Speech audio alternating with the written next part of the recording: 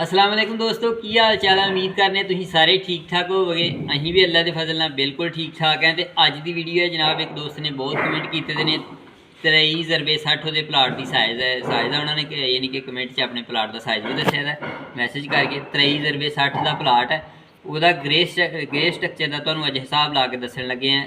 खाली प्लाट है, बुनियादां भी भरनियां ने तो चिनाइयां भी करनियां ते उत्ते ममटी परदे भी लाने ते अंदरों बाहरों प्लस्तर फर्श कच्चे ग्रे स्ट्रक्चर इन्हूं कहंदे ने। सारा किन्ना खर्चा आना सारा तुहानूं अज की वीडियो च दस्सण लगे हैं। ठीक है, तकरीबन भी 5 मरले ही बनता है, यानी कि 5 मरले तुहाडा किन्ना खर्चा आना है सिंगल स्टोरी ग्रे स्ट्रक्चर ते वो तुहानूं अज की वीडियो च दस्सण लगे हैं।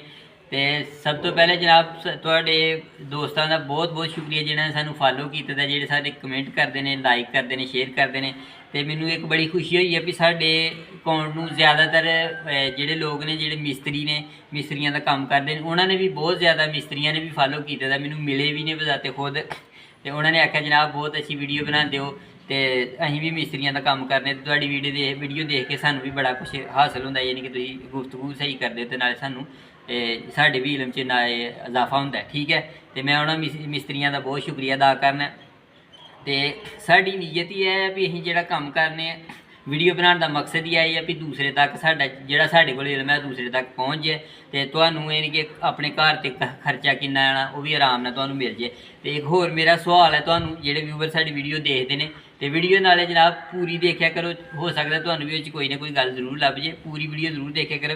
तो सवाल मेरा यह है भी जी मैं ऐसी वीडियो बनाने तो एदा यानी कि जोड़ा हिसाब ला के मैं दसना है भी ठीक है कि नहीं ठीक, यानी कि जिन्नियां मैं इट्टां दसना इन्नियां लगदियां, जिन्नी बजरी सीमेंट सरिया दसना इन्ना ही लगता है, या ये हिसाब खराब भी होंदा है। ठीक है, तो हाँ रेट का हो सकता अपने हिसाब नाल, क्योंकि एक होर भी गल है कमेंट तुसीं जरूर करना भी जोड़ा मैं हिसाब ला के दसना ठीक ही है, थोड़ा बहुत उत्ते थल्ले हो सकता है, तो अगर ज़्यादा तो फिर तुसीं कमेंट च दसना भी तुहाडा हिसाब थोड़ा खराब है, तो अगर सही है तो फिर तुसीं यानी कि दसना भी तुहाडा हिसाब सही है, थल्ले कमेंट कर दिया करो, जरा हौसला अफजाई हो जाती है। ठीक है, तो एक होर भी मसला है भी जो लोग साढ़े वीडियो लाहौर तो या सियालकोट तो बहरिया टाउन तो अगे पिछे देखते हैं, वो मरले छोटे होंगे ने। ठीक है, फर्ज करो मैं 5 मरले का हिसाब ला के दसन लगा तो वो 6 यानी कि 6 मरले होगी तो फिर 5 मरले का उन्ना खर्चा होना।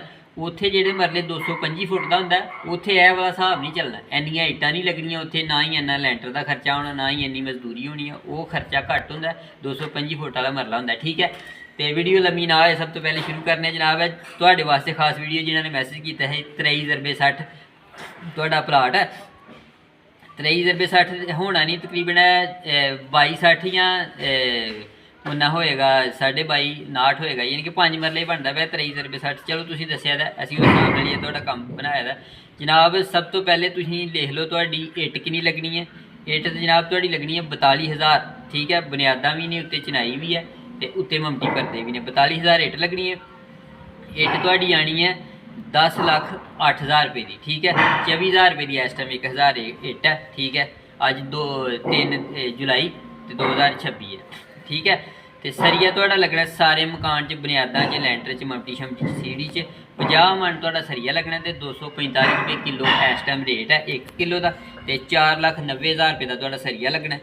ठीक है, तो सीमेंट तुहाडा लगना सारा 470 बोरियां। ठीक है, तो 1540 रुपये की एक बोरी है, तो सीमेंट तुहाडा लगना 7,23,800 रुपये का। ठीक है, तो बजरी तुहाडी लगनी है 1,000 फुट, तो 210 रुपये की 1 फुट है, तो 2,10,000 रुपये की तुहाडी बजरी आनी है। ठीक है, ये लैंटर च ते फर्श कच्चियां च जी बजरी तो बुनियादां च बजरी पैनी है। ठीक है, चौंकियां वगैरह प्लंथ बीम च।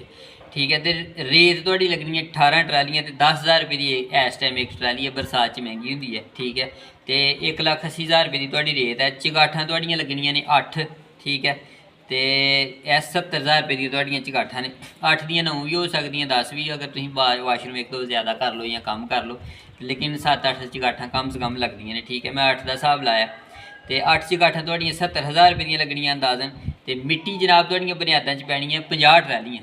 ठीक है, 50 ट्रालियां तुहाडी मिट्टी पैनी है, तो 2500 रुपये की कम से कम एक ट्राली है इस टाइम मिट्टी की, तो 50 ट्रालियां बनदी में 1,25,000 रुपये दियां। ठीक है, 1.25 लाख की तुहाडी मिट्टी होगी।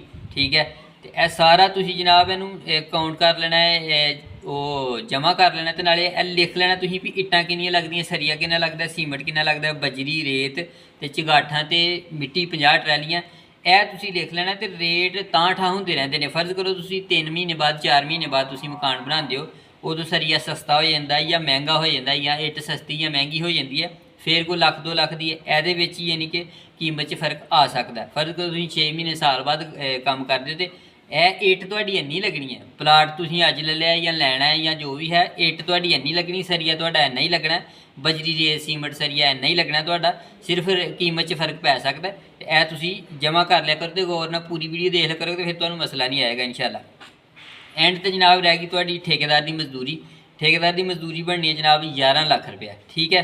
ਤੇ ਇਹਨੂੰ ਟੋਟਲ ਸਾਰੇ ਨੂੰ ਜਮ੍ਹਾਂ ਕਰੋ ਨਾ, ਤੇ ਇਹ ਬਣਦਾ ਪਿਆ 39,06,800 ਰੁਪਇਆ, ਠੀਕ ਹੈ। 39,06,800 ਰੁਪਇਆ ਬਣਦਾ ਪਿਆ। ਇਹਦੇ 'ਚ ਜਨਾਬ ਤੁਹਾਡਾ ਇੱਟ ਸਰੀਆ ਸੀਮਟ ਬਜਰੀ ਰੇਤ ਚਗਾਠਾਂ ਮਿੱਟੀ, ਤੇ ਠੀਕ ਹੈ ਨਹੀਂ, ਗ੍ਰੇ ਸਟਰਕਚਰ ਅੰਦਰੋਂ ਬਾਹਰੋਂ ਪਲਸਤਰ ਹੋ ਗਿਆ, ਮਜ਼ਦੂਰੀ ਹੋ ਗਈ 39,06,800।